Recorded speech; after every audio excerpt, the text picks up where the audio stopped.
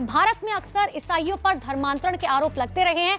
ऐसे में उनका भारत आना कई परसेप्शन को तोड़ सकता है और इस लिहाज से देखा जाए तो पोप का दौरा भारत के लिए बहुत इंपॉर्टेंट है और उनके आने से ईसाई और पादरियों में एक खुशी की लहर होगी। दोस्तों, आज की इस वीडियो में मसीह लोगों के लिए एक बहुत ही इंपॉर्टेंट खबर शेयर करने जा रहा हूं। प्लीज़ इस वीडियो को पूरा देखकर जाना। आप लोग पोप फ्रांसिस को तो जरूर जानते होंगे, जो कि इन दिनों में भारत में दौरा करने के लिए उत्साहित हैं और कहीं ना कहीं मोदी जी का उनके साथ मिलने के बाद में यहाँ से बात निकल कर सामने आ रही है कि पोप फ्रांसिस हमारी भारत में दौरा करने वाले हैं, भारत में आने वाले हैं। बाकी इसकी पूरी जानकारी आगे आप लोगों को इस वीडियो में मिलने वाली है। प्लीज़ इस वीडियो को एक लाइक कीजिएगा, कमेंट कीजिएगा, शेयर कीजिएगा ताकि ये वीडियो और भी मसीह लोगों के पास में पहुंच सके। आइए इस वीडियो को आगे हम देखते हैं। मोदी 87 वर्षीय पोप फ्रांसिस के साथ गले मिले, हल्के फुल्के अंदाज में उन्होंने बातचीत करते हुए नजर आए। पोप फ्रांसिस को पीएम मोदी ने साल 2016 और 2021 में भी भारत आने का न्योता दिया था, लेकिन वो नहीं आए। देखने वाली बात ये होगी कि पोप फ्रांसिस आते हैं या नहीं, या फिर आते हैं तो कब आते हैं, और अगर वो आते हैं तो हिंदू बहुल राष्ट्र में उनकी ये पहली यात्रा होगी। इससे पहले पोप से पंडित जवाहरलाल नेहरू, इंदिरा गांधी, इंद्र कुमार गुजराल और अटल बिहारी वाजपेयी मिल चुके हैं। पीएम मोदी जब साल 2021 में G20 समिट के लिए रोम के दौरे पर गए थे, तब भी उन्होंने पोप फ्रांसिस से मुलाकात की थी और उन्हें भारत आने का बकायदा न्योता दिया था। साल 2016 याद करेंगे आप, तो पोप फ्रांसिस भारत आने वाले थे, लेकिन ऐसा हो नहीं पाया किसी कारण की वजह से। पोप फ्रांसिस की बात करें तो अब तक के भारत दौरे पर कभी नहीं आए हैं। भारत का दौरा करने वाले अंतिम पोप जॉन पॉल द्वितीय थे, जो एशिया में चर्च पर एक पोप दस्तावेज जारी करने के लिए 1999 में दिल्ली आए थे। मोदी से पहले पोप से मिलने वाले भारतीय प्रधानमंत्री अटल बिहारी वाजपेयी थे, जिन्होंने साल 2000 में वेटिकन में जॉन पॉल द्वितीय से मुलाकात की थी। अब तक भारत में 3 बार पोप का दौरा हो चुका है। भारत आने वाले पहले पोप पॉल वी थे, जो 1964 में इंटरनेशनल कांग्रेस में भाग लेने के लिए मुंबई आए थे। पोप जॉन पॉल सेकंड ने फरवरी 1986 में और फिर नवंबर 1999 में भारत का दौरा किया था। हालांकि पोप फ्रांसिस अब तक भारत का दौरा नहीं कर पाए हैं, मगर वो भारत के पड़ोसी देश बांग्लादेश और म्यांमार का दौरा एक बार कर चुके हैं।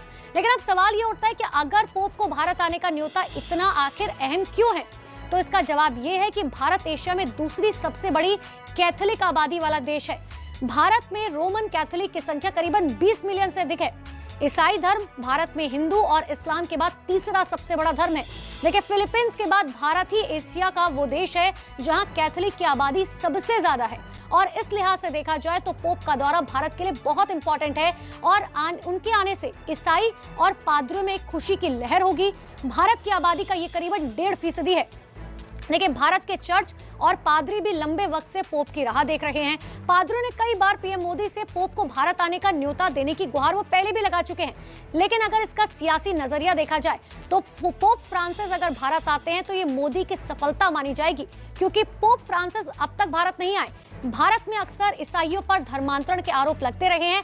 ऐसे में उनका भारत आना कई परसेप्शन को तोड़ सकता है। बीते कुछ सालों से भारत आर्थिक रूप से आगे तो बढ़ रहा है, दुनिया के अन्य देशों के साथ भी उसके रिश्ते बहुत अच्छे हो रहे हैं।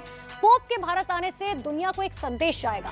पोप यूरोपीय देश के साथ साथ ईसाई बहुल देश में केवल धार्मिक ही नहीं, राजनीतिक रूप से भी उन्हें बहुत इन्फ्लुएंस करते रहे हैं।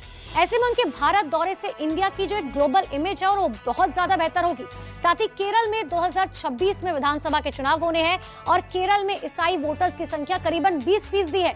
ऐसे में अगर पोप भारत दौरे पर आते हैं तो इसका एडवांटेज केरल चुनाव में बीजेपी को मिल सकता है। साथ ही उनके भारत दौरे से यह भी संदेश आएगा कि मोदी सरकार ईसाई समुदाय के प्रति कितनी संजीदा है।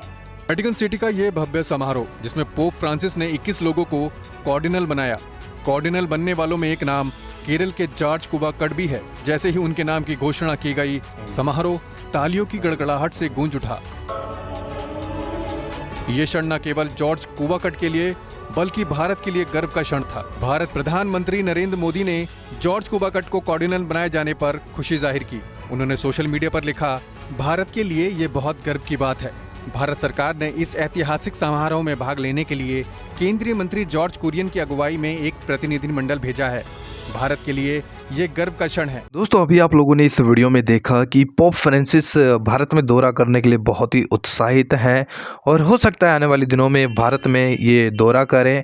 और आप लोग देख चुके हैं कि हमारे देश के प्रधानमंत्री नरेंद्र मोदी जी इनके साथ मिल चुके हैं और हालांकि बातें सामने निकल कर आ रही हैं कि बहुत ही जल्दी ये हमारे देश में दौरा करने वाले हैं। हालांकि आप लोग इस बात को बहुत अच्छे तरीके से जानते हैं कि पोप प्रभु यीशु मसीह के ऊपर विश्वास करने वाले एक व्यक्ति हैं, जो कि आप लोग जानते हैं हमारे देश के अंदर कि मसीह लोगों के ऊपर ऑलरेडी कितना सताव है, कितने मसीह लोगों को दबाया जाता है, झूठे धर्मांतरण के आरोप लगाए जाते हैं, कई तरीके के आरोप लगाए जाते हैं, प्रार्थना सभाओं को डिस्टर्ब किया जाता है, पास्टर को पकड़कर जेल में डाल दिया जाता है। कोई बाइबल पढ़ रहा है तो उससे बाइबल को धर्मांतरण का सबूत बताकर उसके ऊपर भी कार्रवाई की जाती है। तो ये तरह तरह की बातें हमारे देश में होती है।